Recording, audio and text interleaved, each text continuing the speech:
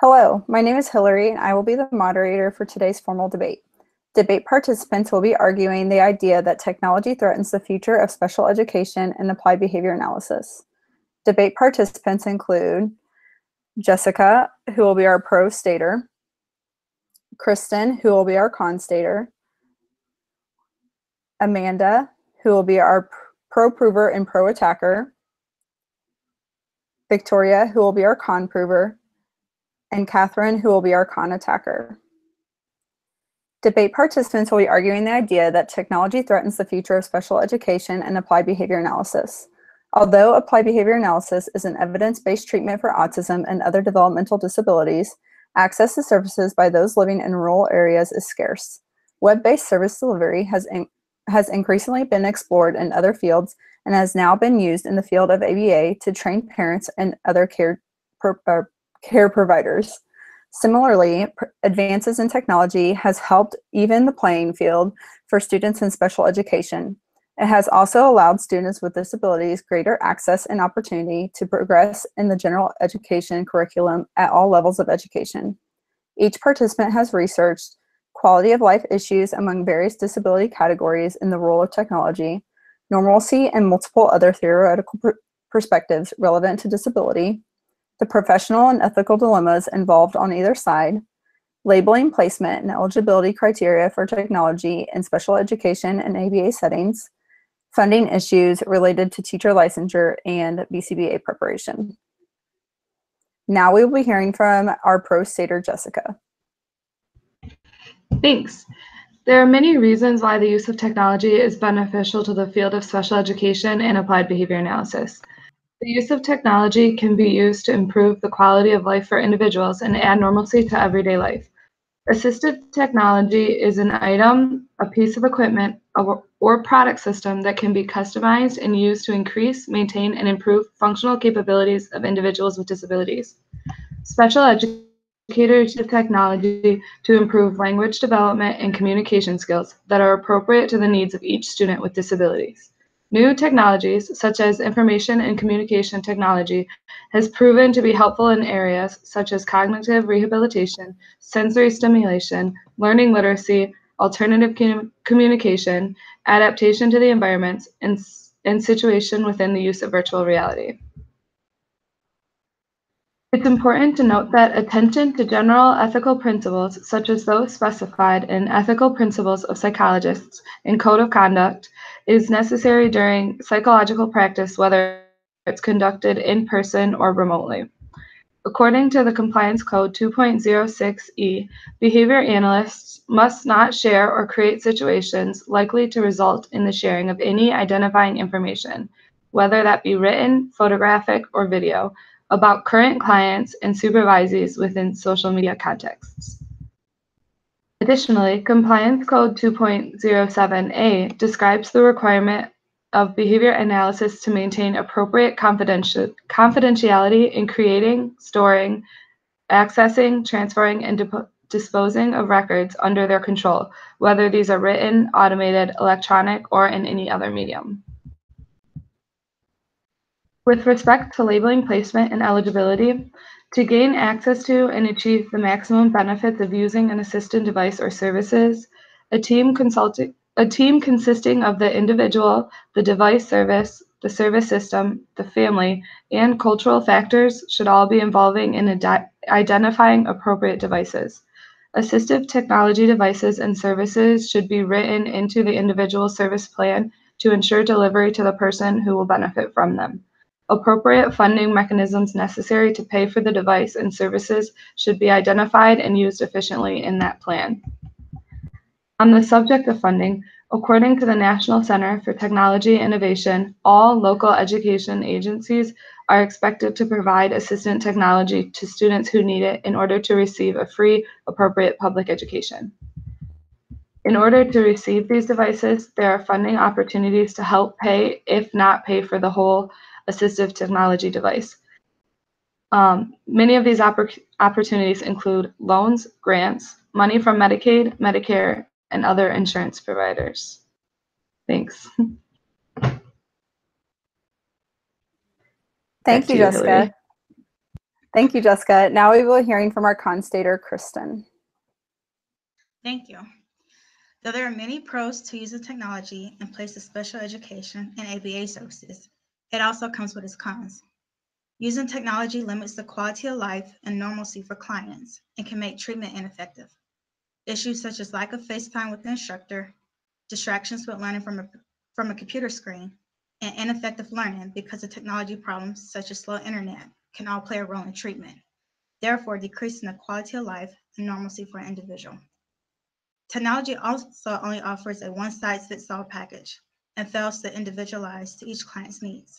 For instance, parents may think their kids are incapable of using AAC devices, but their child has deficits in language. The lack of individualization also creates a false sense of normalcy that ASD is recoverable if kids are taught to act in a certain way. Using technology also provides ethical and professional dilemmas. Providing therapy over the web carries the risk of maintaining confidentiality. Ethical Code 2.06 states that behavior analysts must take precautions to protect the confidentiality of those they provide services for. If internet safeguards are not put in place, using technology runs the risk of clients' personal information getting hacked. The use of technology also makes it harder to get written consent from clients before starting therapy. Ethical Code 3.03 maintains that clients' written consent is needed before any assessment procedure and interventions can be implemented. Since most clients live in rural areas and interaction happens over the web, obtaining written consent will be difficult for families who do not have the resources to provide consent through online means. Deciding who is eligible and providing placement for individuals requesting the use of technology services is also a difficult task. Eligibility criteria that must be met include having access to equipment such as internet, computers, laptops, or iPads, as well as having some type of experience with using technology. Though the use of technology is meant to provide services for families with limited access to ABA services, it's only beneficial for families that have the necessary technology and equipment. Also, a technology gap may exist for those individuals without much knowledge and experience with using devices such as phones, computers, and intervention software. When it comes to funding, the lack of funding for technology services raises yet another issue. In typical ABA services, technicians providing services under the supervision of a behavior analyst lowers the cost of overall therapy. However, services using technology removes the role of the tech and requires the behavior analyst to do all of the training and teaching, which gets built more. Training for technology services in the school systems as well is also problematic for schools with limited funds to train and license teachers. Not only is funding for training an issue, but also funding for equipment. Equipment such as laptops and iPads, along with HIPAA compliant software, can get costly and may not be a viable option for families with limited funds. Now back to you, Hillary. Thank you, Kristen. Now we will be hearing from our pro prover, Amanda. Thanks, Hillary. Concerning quality of life and normalcy, assistive technology devices are utilized to enhance language and communication skills that will ultimately enhance the student's overall quality of life. Lamb 2003 found that providing customized assistive technology to students with disabilities improves their quality of life by educating them along with their non-disabled peers within general curriculum classrooms. According to Lamb 2003, providing customized assistive technology to students with disabilities improves their quality of life by educating them along with their non-disabled peers with general education classrooms. Special educators who are certified to provide assistive technology services are required to understand the similarities and differences in the development and characteristics of individuals with and without disabilities and exceptional learning needs. Special educators are required to implement assistive technology within the Council for Exceptional Children Code of Ethics and Standards of Professionalism. This includes their obligation to delivering the best practices through reflection, professional development, sensitivity to the needs of each student, and responsive modifications to the learning environment. They are also required to understand the impact that these differences, similarities, and experiences may have on learning and development, as well as families and students and their participation in schools. The IDICT project development of a training program to improve the quality of life of persons with intellectual disabilities using ICT solutions, described by Ferraz et al. 2017, strives to increase the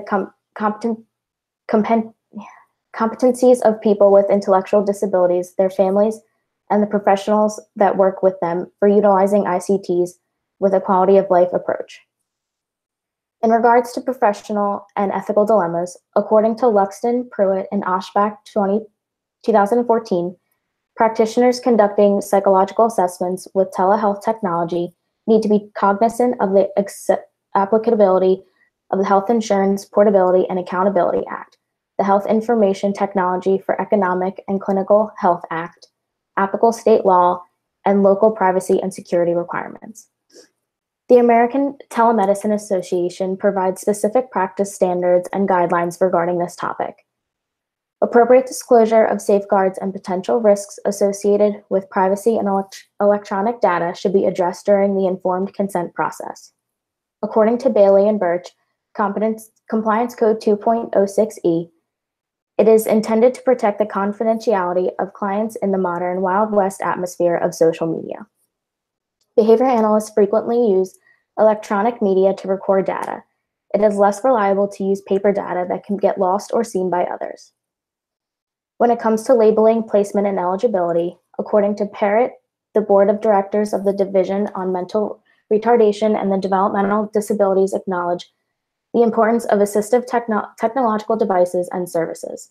It also recognized that the assistive technology services are articulated in the Individuals with Disabilities Act should be used, which would include training, leasing, maintenance, repair, and other necessary services. On the subject of funding, according to Hayes 2000, loans were used to purchase a wide variety of assistive technology devices that have allowed individuals with disabilities to live more independently, to be employed, and to communicate and participate more effectively in their communities. These loans were able to purchase devices like, but not limited to, assistive technology, mobility seats, hearing aids, and computers. In this study, 39% of the respondents admitted that if these loan programs were not available, they would continue to search to find other ways to retrieve the devices they needed. Being turned down from loan programs did not stop them in their fight to get what they needed to go on with their everyday lives. Back to you, Hillary.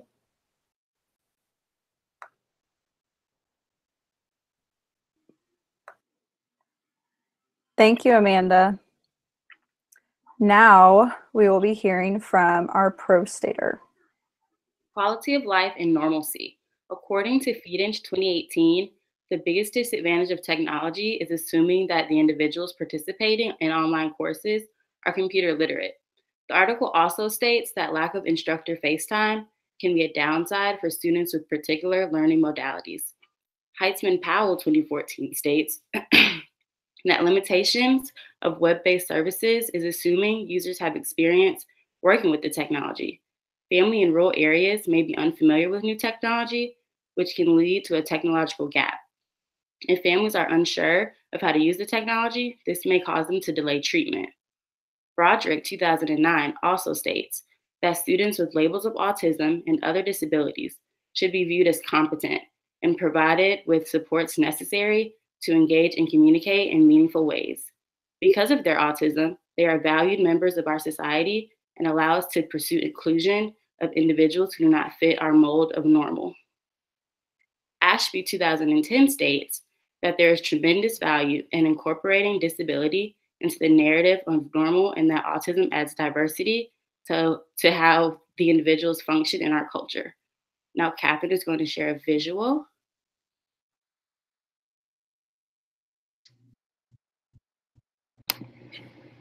Kids and technology. How are today's devices affecting communication? The number one concern of speech pathologists is that excessive tech use is replacing conversation and human interaction. The number one concern of the audiologist is repeated misuse of personal tech at loud volumes could potentially damage children's hearing. Professional and ethical dilemmas. When providing therapy via the web, it can potentially broaden the channels of communication between clients and therapists. This can be via text message, emails, of sharing of multimedia content.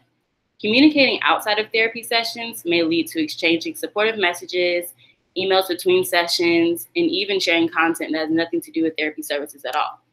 By doing these things, there is a possibility that it can lead to a dual relationship, which violates BACB Compliance Code 1.06, multiple relationships and conflicts of interest. On to labeling, placement, and eligibility. Labeling, placement, and eligibility criteria for technology services pose a risk for those individuals who may not have the technology services available to them. Web-based delivery service is seen as an effective way to provide treatment to those in rural areas. However, part of meeting the eligibility criteria is having access to an internet connection and various forms of technology. Peterson 2017 states that one limitation of using web-based services is that the patient and provider must have access to specific equipment. He also mentions that in rural areas, access to such equipment is limited, which in turn limits the availability of who can use the technological services. Funding. A study was done in 2016 that implemented a remote early intervention program in a rural area. The author stated, families and service providers were required to use their own personal technology equipment, whether it be a laptop, desktop, iPad, or an online connection, to connect with the ASD specialist. Not all families are able to afford up-to-date equipment, especially those in rural areas. Schoenrich 2007 points out that school systems where training is required on technological services may have limited funding to train teachers to mastery. Not only is funding for training essential, but funding for technology itself may pose another issue, especially for families who may have to purchase the equipment. AAC devices can also be very costly. The software can cost families hundreds of dollars, and that does not include the device the child is using to communicate. One barrier of using an AAC system is poor reliability. Issues with battery life, devices being broken or not working, or devices not being set up properly. Baxter, Evans, and Judge 2011 report that when receiving a new device, families experience limited assistance for programming or maintaining the device. When a device is broken, often the device is shipped to a facility to be fixed, leaving several days or weeks where the child cannot communicate. These expensive devices can break frequently, and for being so costly, waiting for the device to be fixed can be frustrating. Catherine is going to show another visual about the cost of those with ASD. ASD-related travel can cost the family $1,500 a month, and they may be paying $4,800 for out-of-pocket treatment. There's also a loss of income of $30,000. So on average, the cost of ASD is about $37,600. And if it's a one-person household where only one child has ASD, it can be $35,100. Now back to Hillary. That was our constater, Victoria. Thank you for sharing, Victoria. Now we'll be hearing from our pro attacker, Amanda. Thank you. On the subject of quality of life and normalcy, the Individuals with Disabilities Education Act guarantees assistive technology services to students with disabilities who need them to fully participate and benefit from public education. Despite the lack of formal measures used to measure assistive technology outcomes, consumer satisfaction has functioned as a substitution for outcome. According to a special education expert involved in a study conducted by Karen Filler, Yurtkan, and Rustiglu and Goksu, 2018, it is more beneficial to complete tests via tablet or computer. The utilization of computers and tablets significantly increases the student's attention. Visual information or images displayed via tablet or computer are also effective in increasing student attention during teaching sessions by increasing the speed of teaching. For example, searching for stimuli on the internet is faster than drawing a picture of them. Mobile applications and devices are also capable of assisting and enhancing teaching processes of the students who need special education. And we have a video.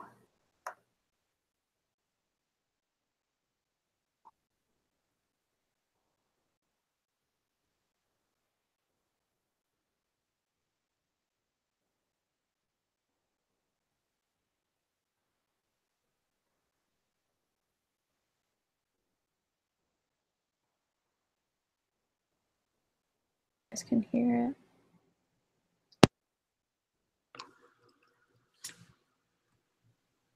An electronic program called Language Acquisition Through Motor Planning, he is able to express himself by selecting pictures, and then the iPad generates his speech. Drink apple juice. Yes, that's apple juice. Good job. High five. For Orion's mother, hearing her son's own words for the first time was an emotional experience. He asked for a banana. Oh, I cried. I cried a lot. So much so that she now has a tattoo of a banana on her arm. You know, everyone waits for their child to talk for the first time. That's one of those big milestones. And this was just an amazing thing that we could do with the tablet. Before the kids reach the stage that Orion is at with this tablet, they first learn how to communicate with simple images. They're using a system called PEX, or Picture Exchange Communication System. She told me, I want to be in the bathroom. Let's go. A lot of times children with autism have a great number of behavioral difficulties. They have tantrums, that they have difficulty with others understanding what they want. Once the world of communication is opened up, it allows them to focus on what they want and be understood, and decreases all of those other things. The children learn to use pictures to indicate what they want, and now that's been extended to learning how to do that digitally. Where that might be viewed as a bit different 15, 20 years ago, now we're very excited to see kids being very socially accepted using devices that everybody uses. And once they get the hang of it, it's amazing how much these nonverbal kids can actually have to say. What did he just tell you? That he likes vanilla butterscotch and strawberry ice cream. So they're able to communicate everything they want to say. Yes. Well, there are currently more than 200 children using this technology here at Grandview. The hope for the future is that they'll have their own communication technology lab so that they can offer this to even more kids. In Oshawa, Audra Brown, City News. In regards to professional and ethical dilemmas, attention to general ethical principles such as those specified in the Ethical Principles of Psychologists and Code of Conduct is necessary during psychological practice, whether it is conducted in person or remotely. Practitioners conducting psychological assessments with telehealth technology also need to be cognizant of the applicability of the Health Insurance Portability and Accountability Act, the Health Information Technology for Economic and Clinical Health Act, applicable state health and privacy and security requirements.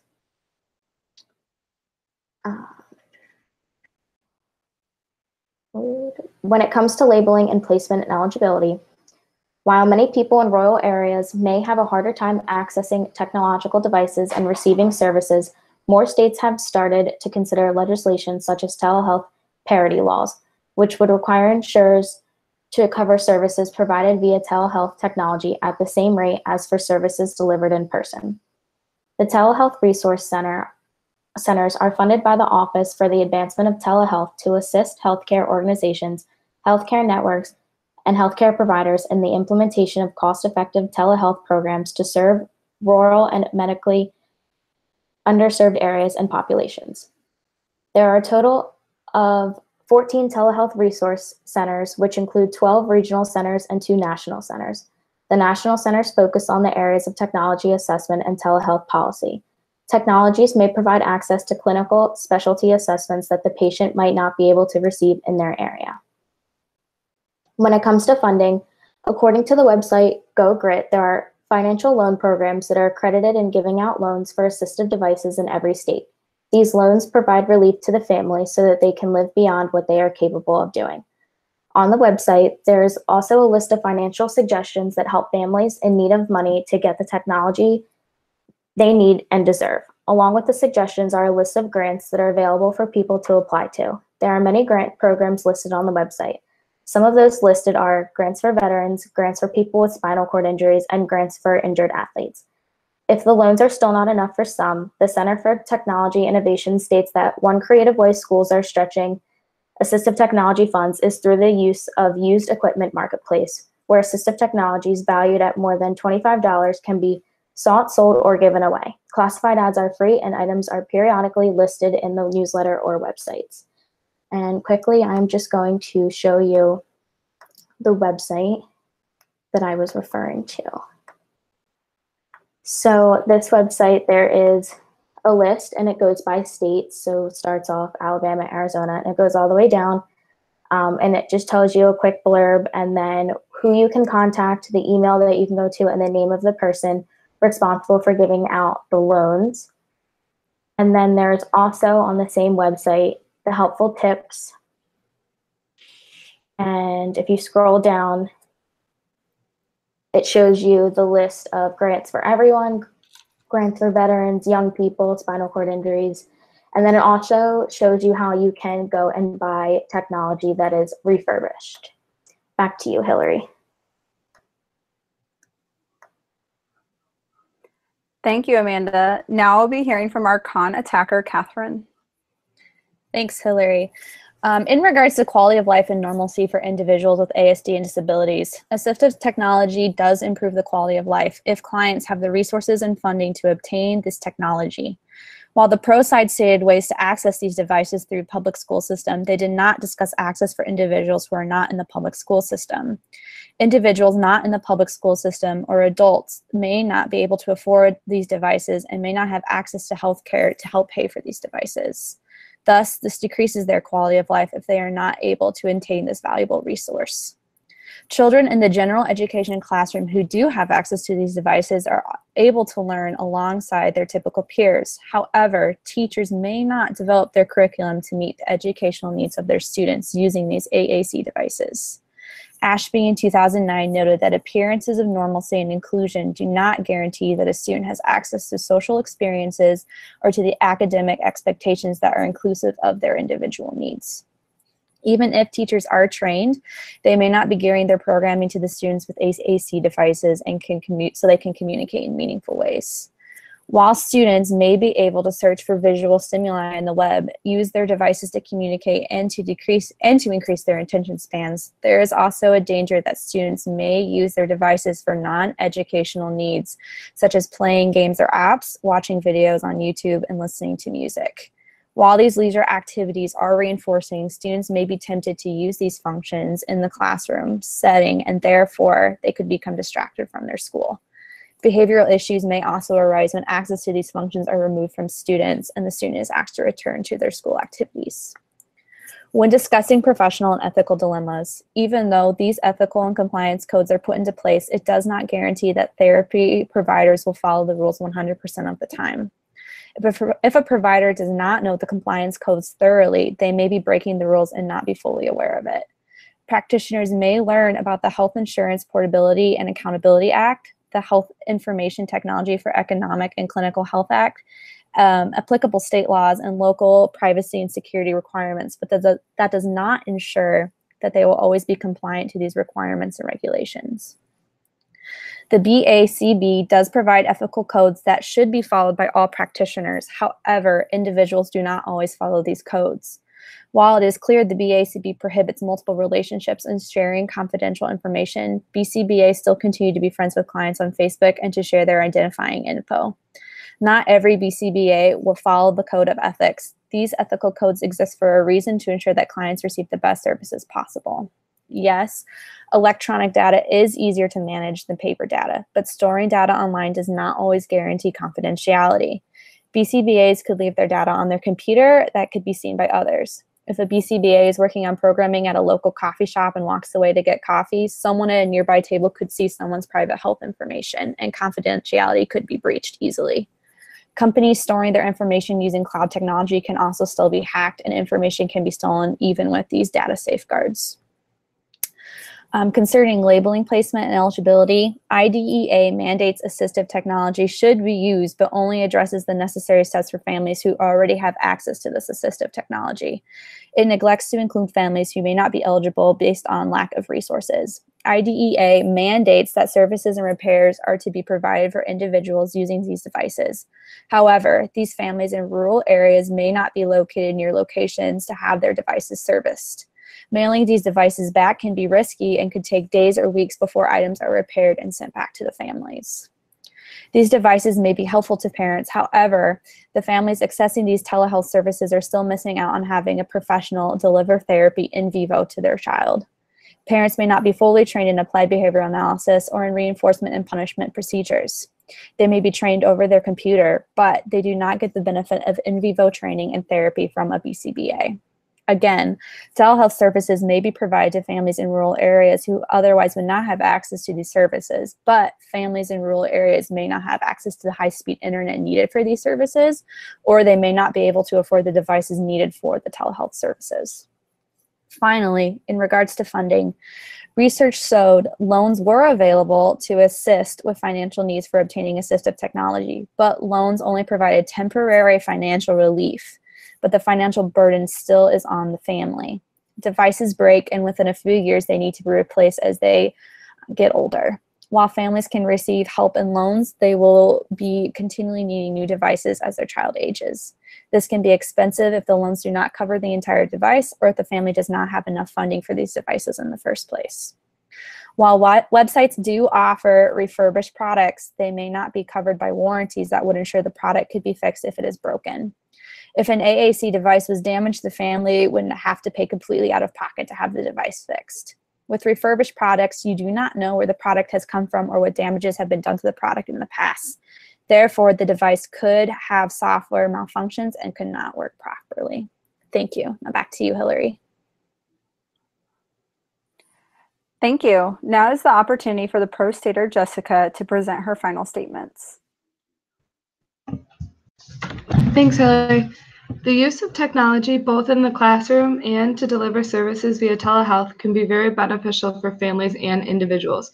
In an evaluation of the application of training parents to use ABA through web-based services, Heitzman Powell 2014 found that parents were able to successfully improve their implementation of strategies with their child by 41%, while increasing their knowledge of ABA concepts by 39%.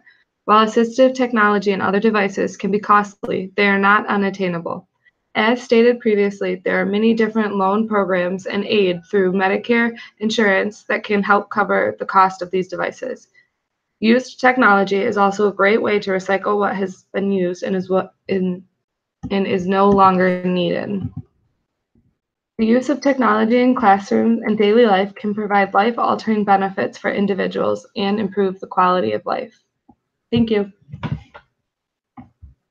Thank you, Jessica. Now the constater, Kristen, has an opportunity to present her final statements. Thank you, Hillary.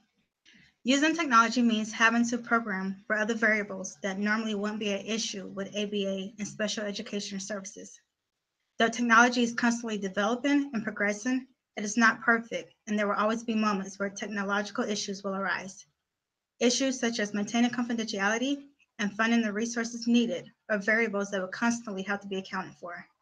Though no intervention is error-free, using technology will always carry its own risks. Now back to you, Hillary. Thank you, Kristen. I now have a question for the pro-stater, Jessica. What aspects of special education and BCBA services delivered virtually would facilitate improved outcomes for those served? Great question.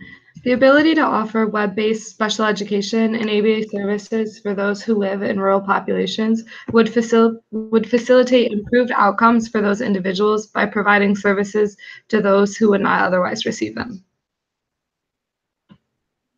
Thank you, Jessica.